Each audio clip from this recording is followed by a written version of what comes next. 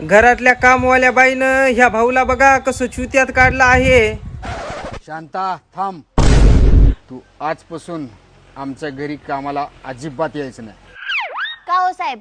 तू माझ्या बायकोचे कान भरवायलेस म्हणून माझी बायको मला रोज भांडण करायले. एवढंच नाही, गल्लीतल्या सगळ्या बायकांच्या इकडच्या चुगल्या तिकडे करायलेस. जर तू आमच्या घरी कामाला यायचं बंद नाही केलीस तर गल्लीतल्या सगळ्या बायकांना तू जे हे सगळ्या चुगल्या करतेस का नाही ते सांगून तुझे सगळीकडचे काम बंद करीन. असं वय? मी पण कच्ची खिलाडी नाही साहेब. 12 घरचं पाणी पिलंय. माझ्याकडे पण तुमचा अख्खा बायोडाटा आहे. कसला बायोडाटा? तुमचं शेजारच्या संगी सोबत लफडं चालू आहे. एवढंच नाही, तिच्या सासू सोबत पण लफडं चाललंय तुमचं.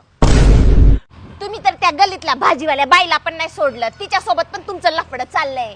आणि हेच नाही, मॅडमची ती मैत्रीण दररोज येऊन बसती नाही का, तिच्यासाठी तुम्ही ती लेमन टी बनवून देता तुमच्या हाताने. तिच्या सोबत पण तुमचं चाललंय. बस का अजून सांगू? लय माझ्याकडं तुमचा बायोडाटा. काय हो, काय बोलत उभारलाय शांताला?